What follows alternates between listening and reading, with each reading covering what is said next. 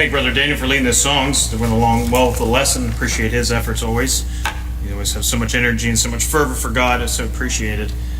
Very thankful for that.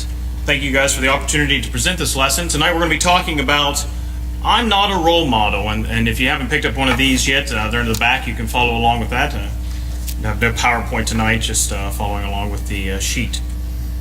So the pre-study question there, if you want to take a pen out, you can follow along and you can write up with that. Please do. Write up whatever you want there, notes, questions, thoughts. And if you have any questions, thoughts, or notes afterwards, please feel free to share those with me, and I'll be more than happy to hear those.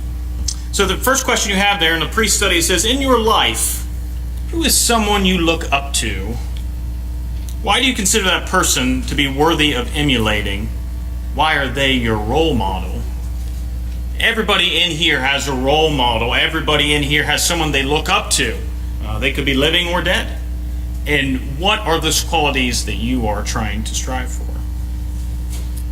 In 1993, Nike, the shoe company, came out with one of the most controversial commercials of all time. I still remember, I was a very little kid at the time, but I still remember the commercial. It stuck with me, and they kind of inspired this lesson in 2018. That's 25 years later. Evidently, that's a pretty powerful commercial. It sticks with you that many years later. It was a very basic commercial. If you remember, the commercial was black and white, lots of close-ups. It was based on Charles Barkley. If you know Charles Barkley, he's now an NBA commentator. He's very controversial a lot of times with his speeches. From what I found out, Charles Barkley actually came to Nike with the commercial. I don't know if he wrote it or what, but he came up with the idea, the premise of it. So, lots of close-ups. And then a very basic thing is an empty gym. He's playing basketball, dunking a basketball and everything else. It's been parodied and everything else to death almost.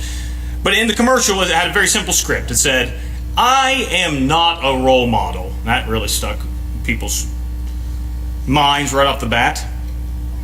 I'm not paid to be a role model. I'm paid to wreak havoc on the basketball court. Parents should be role models. Just because I can dunk a basketball doesn't mean I should raise your kids. And then it cut to the Nike logo, and that was it. Oh man, people were mad. There were several people that were very mad. Charles Barkley would later go on to say that it was more of a social commentary. He made it because he was seeing all these African American kids growing up wanting to be basketball players, athletes, and rappers. They weren't wanting to be doctors and lawyers and teachers and things like that, firefighters, things where he thought would make a difference. He said, there's 400 people that can make the NBA. He said, why in the world are we having thousands upon millions of people trying to make the NBA? It doesn't make any sense. It should be something that you can make a difference in. It's so polarizing, in fact, that Barkley himself later remarked, he's kind of a humorous guy, of course, he says, I'm the only guy, I think, who got hate mail for telling kids to listen to their parents, which is probably pretty true. So the question still persists today, and I think even more so. Who are our role models today? Our parents, our friends, our teachers, celebrities, athletes? In today's age of social media, where we seemingly can find out everything about everyone in the drop of a hat, I think it's truer and truer. Everywhere we look, we see failed hero after failed hero. Almost as soon as we dub one person America's hero, we drudge up enough dirt to dub them America's zero. This is a humorous example, but it just shows you how asinine and ridiculous this has got to in our country, where we can't even have a role model without someone taking it apart. If you remember the last election, of course, it was for the presidential election, it was a very hotly contested election between Hillary Clinton and Donald Trump. I don't know what your politics are in here, and I'm not all about politics. I know that they were just downright nasty to each other, and I think anybody can agree to that. Well, through all this nastiness, in the one debate sat a beautiful flower of a man named Ken Bone.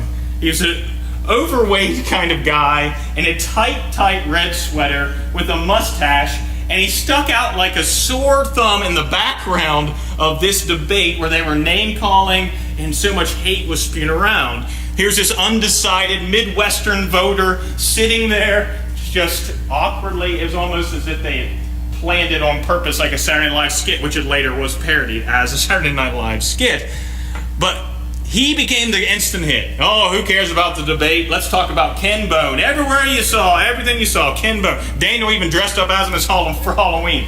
That's how big of a deal it was. Like, everybody loved Ken Bone. But as fast as they grew to love Ken Bone in the few hours the debate was, if it wasn't even a few hours, is almost as soon as they turned on him and started to hate Ken Bone. You can see in the picture there, these are some Google articles about Ken Bone now. And then you'll see the one I clicked on was, this is the Washington Post wrote an article. This is how important he was. Evidently, the Washington Post wrote this article.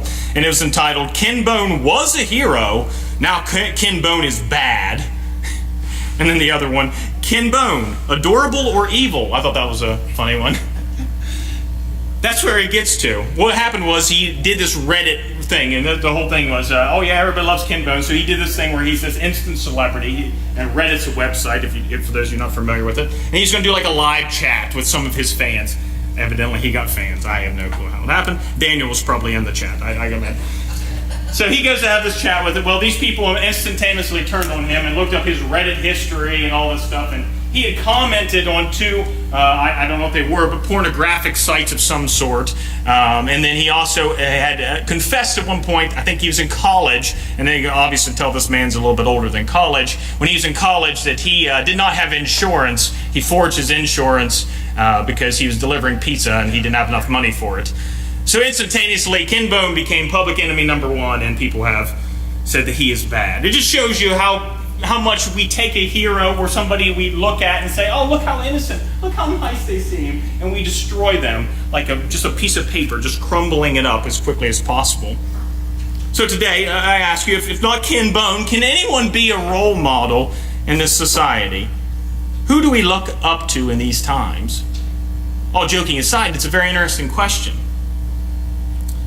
First little point of study here says, why people can't find role models today, or this is why we can't have nice things. That's what I think of it. When we look at the wrong things in a role model, when we look at it for a role model, we're just like the Israelites when they were looking for a king. Remember that? Let's look back at the Old Testament. If you follow along your Bibles with me, I'll be reading from the New American Standard for the most part. 2 verses will be from the New International Version. But in 1 Samuel 8, 6-8, this is when the Israelites had escaped Egypt. God was their king. At the time, they didn't have any king physically on earth. They were God was working through the prophets, and they wanted a king. So Samuel, the prophet, going there in 1 Samuel 8, 6-8, says, but the thing was displeasing in the sight of Samuel when they said, give us a king to judge us. And Samuel prayed to the Lord. The Lord said to Samuel, and listen how distraught and saddened God is in this. And I think you could tell it with just reading from it. But look how he lets them go ahead with it. And God says, listen to the voice of the people in regard to all that they say to you. For they have not rejected you, but they have rejected me from being king over them. Like all the deeds which they have done since the day that I brought them out of Egypt even to this day, and that they have forsaken me and served other gods, so they are doing to you also. God knew that he was the king. He was always going to be the king. But if they wanted a king, give them a king. And what does he do? God is very interesting how he does this. It's not that he punishes them necessarily, but he gives them exactly what they want. This is what we do as humans today. You know, what we physically look. What do you think of when you think of a role model? A very handsome person, a very tall person, someone who just looks perfect. They just look the part of a role model, right? What's he do? He gives them Saul, which we know Saul didn't end up being a very good king. But if you read there in 1 Samuel 9:2, he said, he had a son named Saul, a choice and handsome man. And there was not a more handsome person than he among the sons of Israel. For his shoulders and up, he was taller than any of the people. He gave them exactly what they wanted. Oh, you don't want to serve God? Well, I'll give you exactly what you want. This really tall, strong, handsome king. When you look at that guy, you say, oh, he should be a king. And what happens to Saul? He has a really rough time being king, does he not? And then who comes along after that? We just read, Daniel was reading about David and Saul and David. That is, of course, a famous battle there between those two. David, what does God call David? A man after his own heart. He never said that about Saul. So he gives Israelites Saul, their king, what they wanted, and then God brings in the king that he wants. Let's look at 1 Samuel 16, 6 through 7. When they entered, he looked at Eliab and thought, surely the Lord anointed is before him. Even Samuel was like, oh, this brother of David has got to be the king. He looks like the part. But the Lord said to Samuel, do not look at his appearance or at his height of his stature, because I have rejected him. For God sees not as man sees. For man looks at the outward appearance, but God looks at the heart. God doesn't care whether you are the most beautiful person in the world. God doesn't care if you are the strongest person in the world. God cares if you're emulating him. We look at the wrong things in society today. We look up to people for their wealth, for their fame, appearance, talents, possessions. But all of it is worthless, as it says in Ecclesiastes there. So we put our faith in these worthless things and the people who exude them. We build them up so much that we truly believe they could do no wrong. I remember telling Dad, we were joking about this, I think today, I was baffled by Tiger Woods. I told him, I said, oh, look at Tiger Woods. Look at him. He's doing a good job. He's famous, and he's got a wife and some kids. It looks like he's trying to be a normal person. I thought maybe he grew up in the spotlight. You know, he's on Johnny Carson. He's like 2 years old and everything. Oh, no, he made it. Oh, not 2 days later. His wife's chasing him with a golf club down the thing, and it came out that he's had relations with about every woman in the world, including Perkins waitresses and everything else. And I was like, oh gosh, I really messed that up. So, yeah. So you don't always be fooled by appearances. We build them up so much we truly believe they could do no wrong. And then when they do something wrong, which Romans 3:23 say, look at that real quick. It says, for all have sinned and fallen short of the glory of God. Everybody has sinned at some point. But when they do sin, our faith in humanity takes a hit, then another hit, and another hit, until we have no faith left in people. And that's where we're kind of at today. What we started to do is it used to be back in the 80s and 90s or whatever, for those of you who grew up and before that, you would see somebody who was famous or something like that. You didn't know too much about them. Sports celebrities, famous people in movies, TV shows. You would look up to them and you'd say, oh, I want to be like them. I want to emulate them. You didn't know too much about them. After they died, a lot more stuff would come out. That's why these biography stuff were kind of interesting. Today, we're so engaged with these celebrities. We see all their faults, all the things that they do, and we just, get away from it. Same thing with teachers. Same thing with, just regular people, your coworkers, your bosses, things like that. It's very hard to look up to people because we look at their faults so quickly. But once we lose faith in people, we lift ourselves up as the only thing that we can put our faith in. We say things like, it's me against the world, or I can do everything. Then we justify this action by pointing out other people's faults. Why do we do that? It's the age of social media, I think. It's one of those things where it's so much about the me mentality now. I call it the I'm not a role model generation. I don't have time to be a role model because I'm so busy being me. It used to be that you were a sense of community. I even remember when I was a kid, more community people. Right? You would know your neighbors. We talked about our dog the other day and how when I was a kid, our dog kind of roamed around the neighborhood. It was one of those neighborhood dogs. Of course, she'd always come back. But, people didn't abuse it or be mean to it or anything else. Everybody knew the dog's name and stuff like that. Now today, it's like, get your dog out of my yard. Get away from me. This is my property. This is mine. This is I. It's become, I don't need to mess with your life. I'm going to keep them my life, and this is your life, and we need to keep them completely separate. And that is the work of the devil, guys. I hate to tell you. When we sit there and we don't realize what's the Bible talk about with our body, that we're all, as Christians, a part of the body. And when one person hurts, we all hurt. We're interconnected. We are a family. I've seen this in congregations where people go out and we don't even care to be associated with that. Caleb and I were talking about that today. Where there was a time in this congregation where you walked out the door and you never saw the people in this congregation other than when you were in church. And Caleb even said a step further, he said, even when he saw him at the grocery store, it was weird. Now, he was 8 years old or so or whatever so he was talking about, but like he said, oh, it was weird. You saw him at the grocery store. And I remember seeing your teachers as a kid at a grocery store and you'd be like, what are you doing? I even had a kid one time walk up to me. I remember it was a Target, and I was teaching in Maryland, and I was in Morgantown. So it's kind of out of context anyhow. And it was a Wednesday night. I just got out of church. And I came up there. I always bought CDs at Target. So I went to buy a CD. And he comes in there and he's just like, Mr. Marshall. And I'm like, hey, how's it going, Clinton? He said, where are the other teachers? I'm like, I don't live with the other teachers, Clinton. He's a senior in high school. And he was so baffled. Where are they at? We've become the I'm not the role model generation. Today it's all about me, me, me. We don't have time for that kumbaya or it takes a village to raise a child. That's not a Hillary Clinton quote, by the way. That's an African proverb. In case you're wondering, it takes a village to raise a child. It's a very good sentiment because it does. You think about our children in this congregation. We have so many of them. Iris and Addison and McKenna and Lydia, and the list goes on. All 55 rude kids. All of them, they're not going to be raised just by the parents in here. They're raised by every single one of us. That's why I always say it's like, you have tons of nieces and nephews here because you have to approach them like that because you have to care about them. Because if you don't care about them, where do you care about the church? Because when we're gone, they're the next generation. And what's it say about in the Bible time and time again? What does it say about in the Old Testament? There arose a generation that knew not God. And when you stop caring about the young people, when you stop caring about anybody, period, there will be a generation that knows not God in Wellsburg, West Virginia. We've seen that come close before this congregation. And I never want to see it happen again. At the end of it all, we have become a confused, faithless, and purposeless people, expecting perfection from an imperfect world. We walk in circles of stupidity when we can be walking in the straight path of the Lord. Let's look at Proverbs there. What's it say in Proverbs 3, 5 through 6?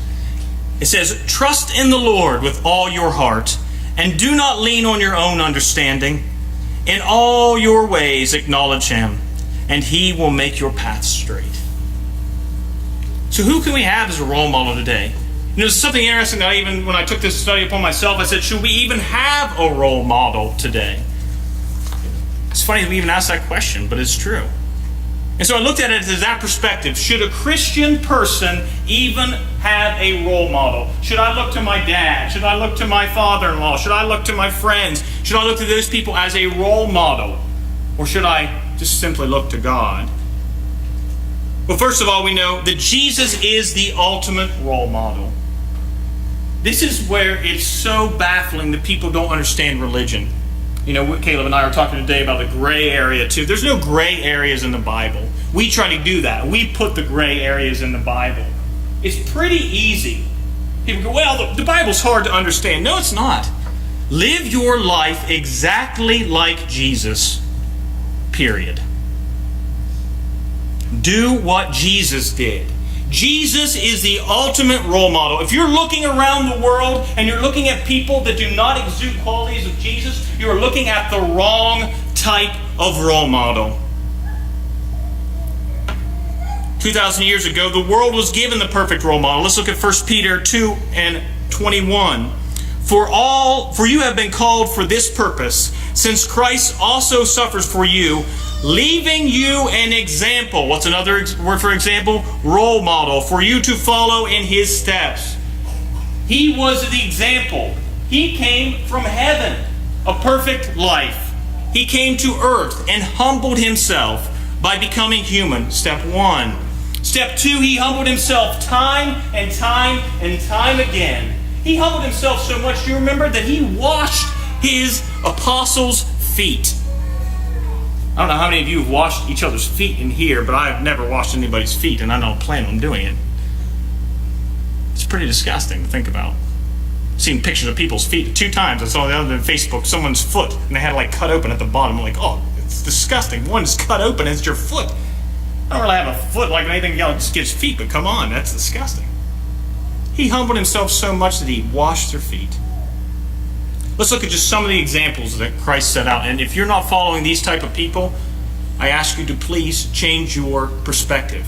Because like I said, there are people walking around those circles of stupidity, and you wonder why you're lost, because guess what? You keep walking in those circles of stupidity. You ever seen like a little tornado on a softball field? We saw them the other day. There's like a little tornado on the softball field just happens. That's what you're making. You're making your life an absolute mess because you just keep walking and walking in circles when there's the path right there. What are some things that Christ did that we can emulate? Well, Christ put God the Father first in his life and expects us to do the same. Let's look at John 5:30. Jesus said this. He said, I can do nothing on my own initiative. Remember it's funny for Jesus to say, right? I could do nothing on my own initiative. Didn't Jesus commit like tons of miracles? Wasn't it Jesus who died on the cross for us?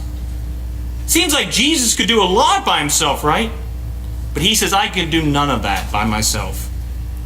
As I hear, I judge, and my judgment is just because I do not seek my own will, but the will of him who sent me.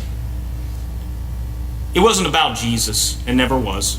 It wasn't about him being this amazing person. And believe me, that was a temptation for him. You know how I know? What did the devil tempt him with? One of the temptations, the devil doesn't tempt us with things that we can get over really easy. He tempts us with things that we struggle with. And what is one of the things he tempts Jesus with? He takes him on a high place, and what does he do? He says, if you bow down to me, what? All this will be yours. I'll give you all this. You're telling me that wasn't a temptation for Jesus? At the snap of a finger, he could have done that. But he knew that was worthless because he was here for God. So if you're not putting God the Father first, you're in the wrong. You're not doing what's right. 2, Christ was completely genuine. He didn't put up a front. He wasn't a fake person. He didn't act one way in front of this group and another way in front of this group. We do that a lot of time as humans and especially as Christians, but he did not do that. Let's look at Luke 20:45-7. It says, and while the people were listening, and said to the disciples, beware of the scribes who like to walk around in long robes and love the respectful greetings in the marketplace and chief seats in the synagogues and a place of honor at banquets, who devour widows' houses and for their appearance' sake offer long prayers. These will receive greater condemnation. Jesus said, watch out for these people. These scribes, these Pharisees who are walking around saying, praise me. What did we just talk about? They weren't here for God. They were here for themselves. Self-gratification. If you're here for self-gratification, if you're looking for someone to constantly pat you on the back for things, you're doing it for the wrong reasons. Christ had humility in spite of who he was. I think that is a very important thing to think about. I didn't understand humility until I was probably in my 20s. It's a weird word and something we don't talk about too much. Being a humble person. I've seen fake humble people. I'm going to pick on John here a second. LeBron James sometimes is a fake humble person where he goes, oh, I'm okay. You guys say I'm okay. He's the best player in the world. I mean, we all know that. You can say that. It's okay. But people do that a lot. Christ never had that. He was humble in spite of being the Son of God. In spite of being here since the beginning of time and seeing all of time and space. What's it say there in Matthew 19:16-17? And someone came to him and said, Teacher, what good thing shall I do that I may obtain eternal life? And he said to him, why are you asking me about what is good? There's only one who is good. But if you wish to enter into life, keep the commandments. This is kind of the one thing I hate about our society today. We have lumped people into good people and bad people.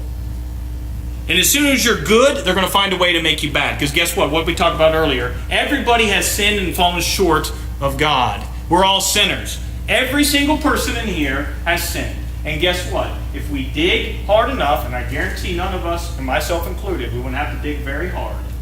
We're going to find a lot of dirt on you. Where it's like, oh, look at this person did. Look at this person did. That's one thing I realized working with the news. If I wanted to make a story bad about something, it's so easy to do. It's so easy to do. You know what the hard thing to do is? To find the good in life. Jesus was able to do that. He was humble in spite of everything. He said there was only one who was good because he served God. Christ was concerned about all kinds of people. He was concerned about everybody. He didn't care what religion you belonged to. He didn't care if you were an atheist or anything like that. He was going to talk to you about God because he believed and he knew what was right. Matthew 5:43-47. You have heard that it was said, you shall love your neighbor and hate your enemy. Now remember, today, we've heard this for like 2,000 years. So for us, it's probably nothing new under the sun. But for them back then, this was revolutionary. You have heard that it said, you shall love your neighbor and hate your enemy. What? You're going to blow their minds here in a second. But I say to you, love your enemies and pray for those who persecute you, so you may be sons of your Father who is in heaven. For he causes his sun to rise on the evil and the good, and sends rain on the righteous and the unrighteous. For if you love those who love you, what reward do you have? Do not even the tax collectors do the same? If you greet only your brothers, what more are you doing than others? Do not even the Gentiles do the same? Jesus blew their minds at moment. He said, love your enemies. What? How do I do that? They're mean to me. They're rude to me. Jesus understood. He was bold. He was courageous. He was uncompromising. Let's look at Mark 1:22. Let's talk about the people listening to Jesus. They were amazed at his teaching, for he was teaching them as one having authority, not as the scribes.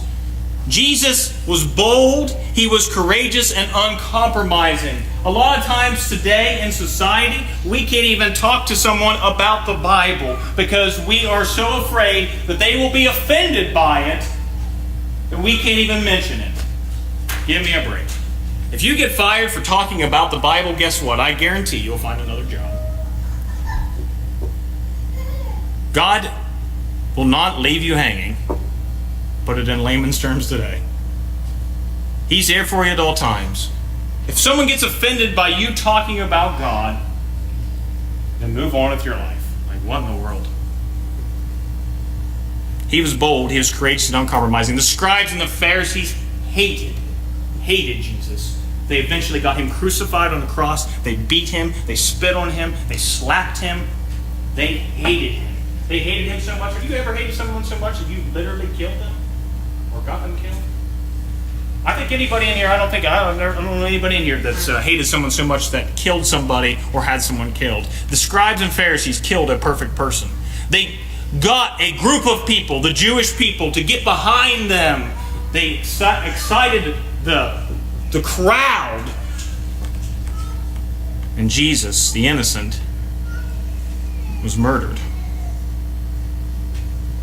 But he was so bold, courageous, and uncompromising. And what did Jesus say? Talk about loving all people. What did he say on the cross? Forgive them, for they know not what they do. In spite of everything, he looked out at the people who were jeering him, who gave him vinegar, who put a crown of thorns on his head, but beat him to a bloody pulp, and had the boldness, the courage to say, forgive them. They know not what they do. Christ was productive. Let's look at John 15:8. We're going to read John 15:8 and then Psalms 92:12 and 15 right after that. So I know there might be a little bit of flip-flopping, but just try to keep up here because they kind of go well together. John 15:8 says, my Father is glorified by this, that you bear much fruit and so prove to be my disciples. And then jumping right to Psalm. The righteous will flourish like a palm tree. They will grow like a cedar of Lebanon. Planted in the house of the Lord, they will flourish in the courts of our God. They will still bear fruit in old age. They will stay fresh and green, proclaiming the Lord is upright. He is my rock, and there is no wickedness in him. He was productive. Did it say he retired at all? Did it say that Jesus retired? He was like 31, 32, and he said, I'm done, I'm retiring. Why do we have this in church today, where we have, and just society, where we have this retirement age? Oh, I retired from my job, therefore I'm retiring from God. I've seen that's what a lot of people, sadly. we don't retire from God. I don't know what it is. I've seen a lot of older people that are great examples, and I've seen a lot of older people that are not such great examples because they quit. They quit trying. They give up. They don't grow. They don't improve. My friend Rich's mom is funny. She's retired. She retired from Cracker Barrel. I was talking to her a couple times. Karen's her name. She's just an ordinary lady. She's a real great lady. She said, I started a short Italian lady. She said, I started a bucket list. I'm like, oh, that's good. She said, yeah, everything I want to do for a kick the bucket. I'm like, well, what's some of the things on there? She said, I want to learn guitar. She's like in her late 60s learning guitar and sitting in her room and like my friend John's old room and playing guitar and taking classes. And she got a pool. She wanted to pool. She's always wanted to pool, so they put money in a pool. So she's checking things off.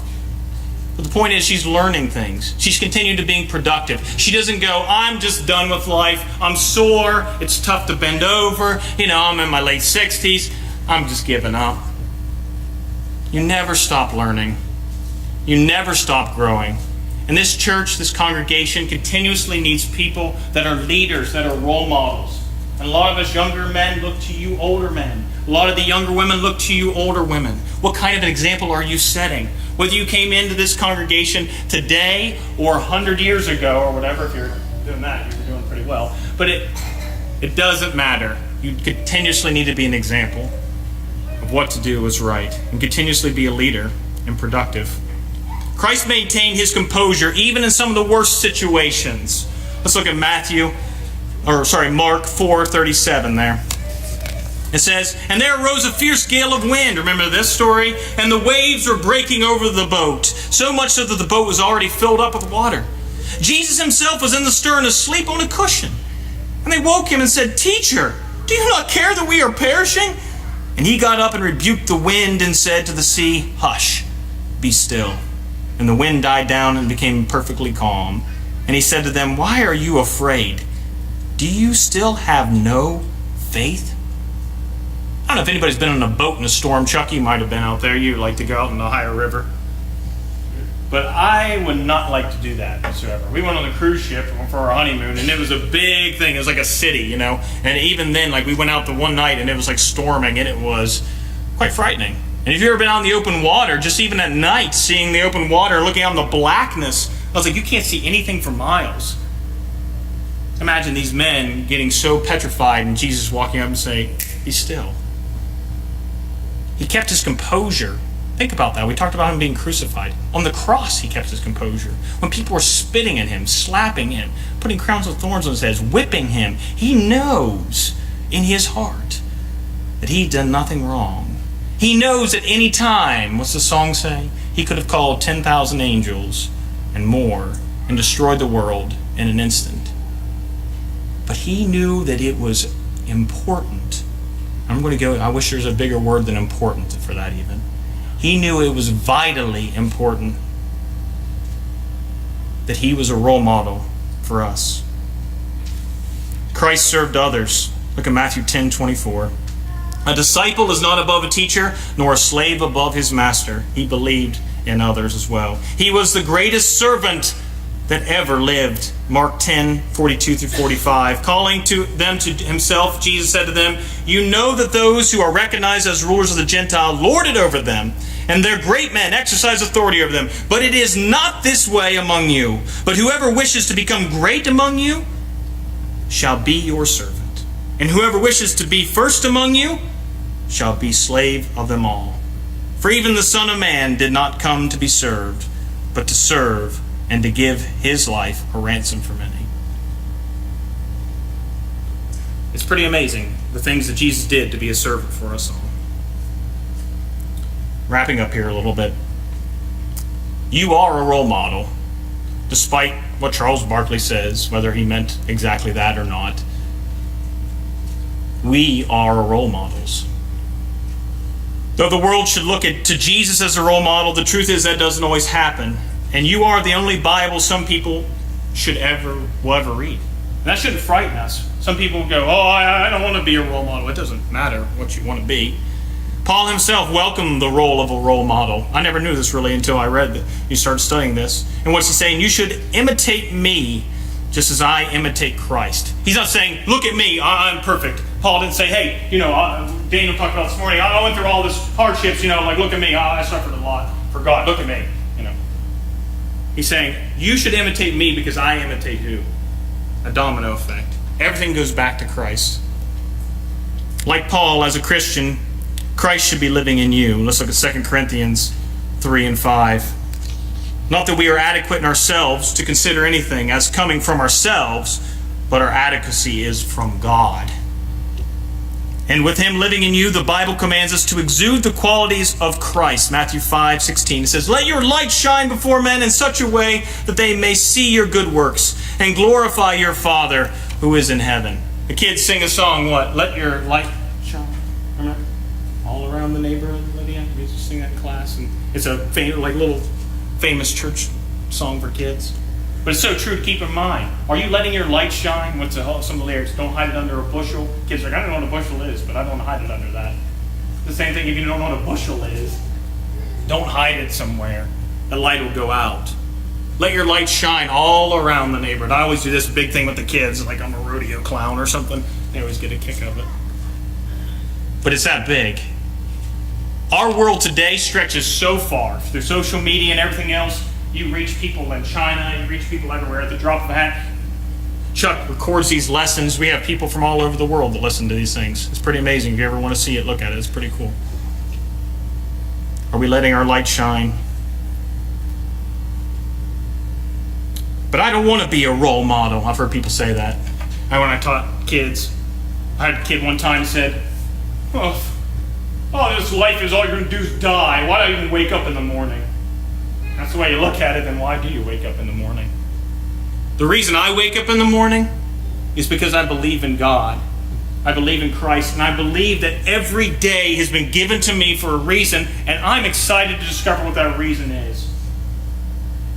Through the years, sometimes it's not been a great reason, but guess what? That's because I was going the wrong way. I was walking in those circles of stupidity instead of walking the straight and narrow path. People look to you as an example whether you want them to or not. I think of people like Lincoln and Patience and Austin and these younger people, and you say, I'm looking up to people still. I'm good. I'm still looking up to people. You have a baby. A baby looks to you. You know that baby? Paula's kids. And that little kid right there, Callie, looking at you. There's kids all over that look towards you. And guess what? There's not just kids, there's adults. There are people that are way older than you that look to you. I learned that as a young man. I thought, I just never paid attention. I was like, whatever, do my own thing. I look up to people. There are certain moments when you exude qualities of Christ, and it doesn't matter if you are a baby or you are 100 years old. What example are you setting? Think about that for a second. What example are you setting in your life? We are constantly emulating people, places, things, and moments in time that we have collected throughout our lives. My dad said something, and I told him it bothered me very much so on Friday. I was doing this lesson, and I'm going to pick on him a little bit because that's what I do, I guess. He said, I just really would like to come hang out sometime. And he said, when I die, you come talk to my tombstone. And I said, that is the stupidest thing I ever heard. I said, I don't want to talk to your tombstone. I want to talk to you. Your tombstone's just a stone.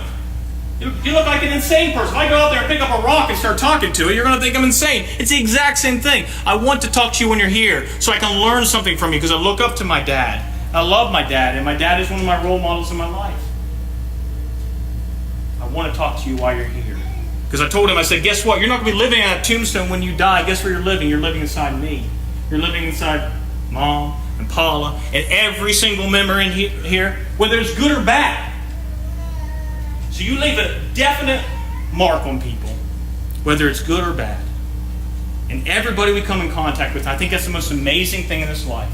Every single person we come in contact with, there are parts of them that can stay with us. Some people, I don't even know their names. You just pass them and you get stories from them, little thoughts. You're like, I don't want to be like that. I don't want to raise my kids that way. I don't want to be that kind of a father, a husband, a brother, a son. I don't want to be that kind of a Christian. And then there are certain people I pass, certain people I talk to, and I say, I want to be that kind of a person. And you know what? Those are the people that are exuding Christ like qualities. Those are the people you will see Christ coming through. Why do we love kids? Why is it so hard to hate a child? Because they're so innocent, which is one of Christ's biggest qualities. Even when he was dying on the cross, he was so innocent. And that's why people looked at him and were just so heartbroken. In the day of Pentecost, that's why so many thousands of people were baptized that day. Because they had killed such an innocent being. Some of my role models, I think about my grandma, Sam's, and she taught me selflessness. I think about Steve and Mary Wallace, who I met in Fairmont randomly, he's a preacher down there, and I'd go over to their house, and I didn't understand humility, like I said, until I saw them. The way they lived life, it wasn't that they were trying to be humble, they were just humble, because they were doing what was right. I learned it's never too late for my granddad, Marshall. He got baptized later in life. It was very, very wonderful to see. I've learned so many things I couldn't even think of from my mom and my dad. Learned some things from my family on this side, my father-in-law, my mother-in-law. I can't even tell you how many wonderful things I've learned from all of them. I couldn't even write them down. There are people in your life you'll learn one thing from, and there are people in your life you'll learn many things from. But there's one person we learn everything from, and that's Christ. And every good quality that I can go through all these people in my life that mean so much to me, and every one of you are included in that. Every single thing goes back to Christ. Without him, we have nothing. Today, are you the type of person that says, I can do everything, or do you finish that verse? It's actually a verse. Philippians 4:13. It says, I can do everything through Christ who strengthens me. Everything you have on this earth, everything you will ever be in your life, is through Christ. If you've never obeyed the gospel at all in your life, like I said, it's pretty easy. You just got to emulate Jesus, right? What did Jesus do? Jesus was baptized. Did Jesus need to ask for forgiveness for sins? No, he did not. Was Jesus a little child when he got baptized? No, he was a full-grown adult man. And he got baptized by John the Baptist. And what did God say? He's proud of his son, did he not? It's the same thing today. If you've never been baptized, there is water here. What's baptism mean? And it means total immersion. Look it up. Not made up. Start your life in the old life and begin the new life and be the example you should be. And if you need help with something, you're having problems with sin, please just raise your hand, ask for forgiveness, come forward, whatever you need to do as we stand and sing the song that's been selected.